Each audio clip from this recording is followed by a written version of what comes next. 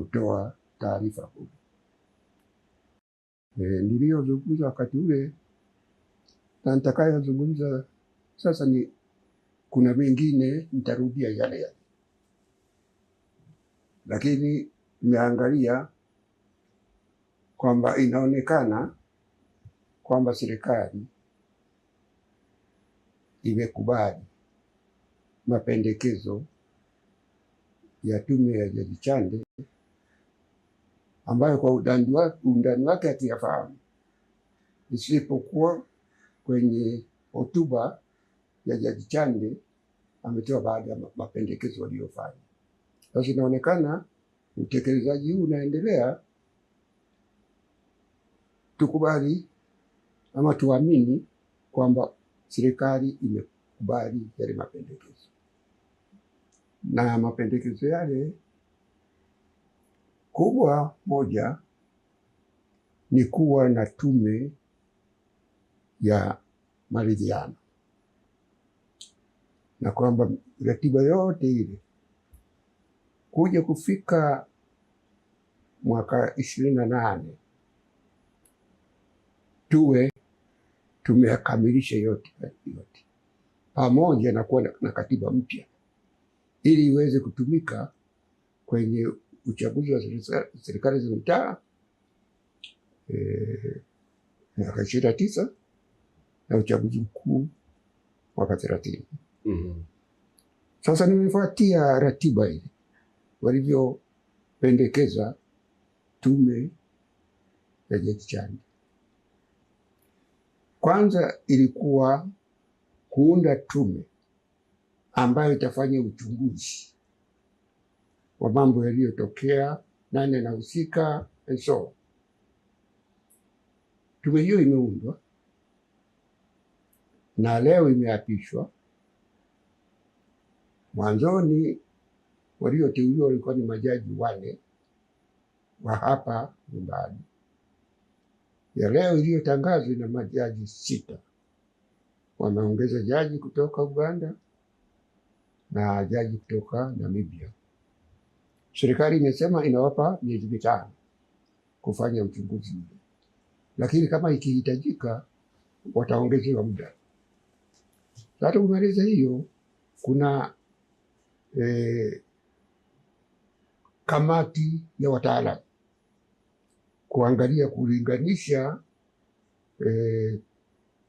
katiba ya sasa, rasimu ya tume ya mabadiliko ya katiba pamoja na katiba iliyopendekezwa na bunge.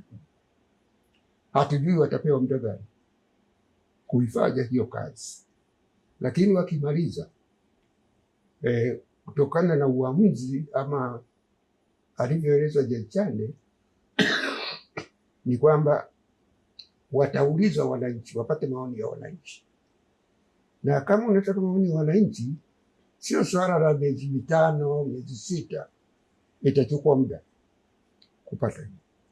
Sasa akishafanya hiyo, ndio sasa unaunda tume ya maridhiano. Kimaliza kamati tume ya maridhiano, kimaliza kazi yake, ndio unakwenda kuzungumza katiba mpya. Hii ratiba mimi naiona kwamba haiwezekani kuitekeleza katika muda wa miaka 2, na naamini hata watu ndani ya serikali hii ratiba wakiifuata hatutakuwa na katiba mwaka 28. Kwa sababu nianze na kama tume ya maridhiano. Tume ya maridhiano kuna mambo mengi sana ambayo lazima tukubaliane. Moja, hii kama tume ya Jaji Chande ilivyosema, hili ni swala mtambuka, litahusu watu wengi, sio tume za kawaida za rais, kwamba atateua tume ataipa hadidu rejea. Hapana. Labda wananicha iwe kama tume ya mabadiliko ya katiba. Rais alipata mawazo nani wao kwenye tume.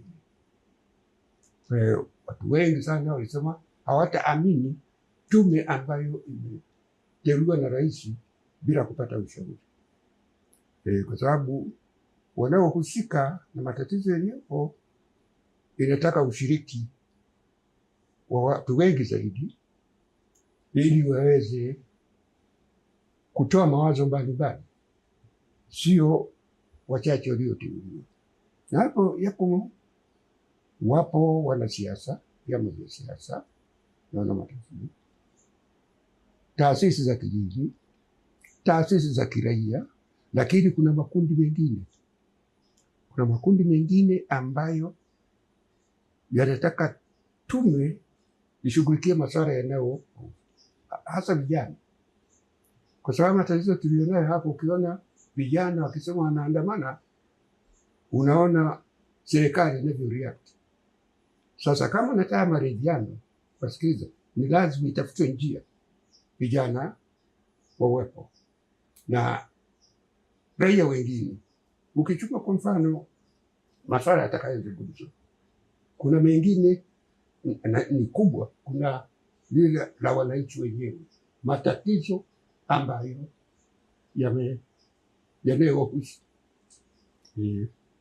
Kwa maana ukichukua wananchi kwa sasa hivi hawana uhuru kama ilivyokuwa, kwamba sasa hivi Watanzania wanaishi kwa uoga, sio kama ilivyokuwa wakati ule. Wanaishi kwa uoga, wanaogopa kutekwa, kupotea. Kwa hiyo unakuta hata haya tunayoyafanya yote upate maoni ya wananchi wanavyoona, kwa sababu wanaogopa kupotea, kutekwa, lakini pia mambo mengine, wamepoteza uhuru wa kutoa mawazo kabisa. Zamani walikuwa wanazungumza kwa uhuru, lakini siku hizi wananchi wanaogopa, wanafikiri ukisema jambo ambalo halipendi ukuta umebabikiwa kesi. Siku hizi kesi nyingi unakuta nyingi za uhaini, unakuta yana watu ambao ufikirii kwamba wanapanga uhaini. Unakamata wanafunzi hivi, mwanafunzi yuko chuoni kweli anaweza kupanga mambo ya uhaini? Unakamata wasomo wahadhiri, unafanya hivi kwamba ukitamka tu maandamano ni uhaini.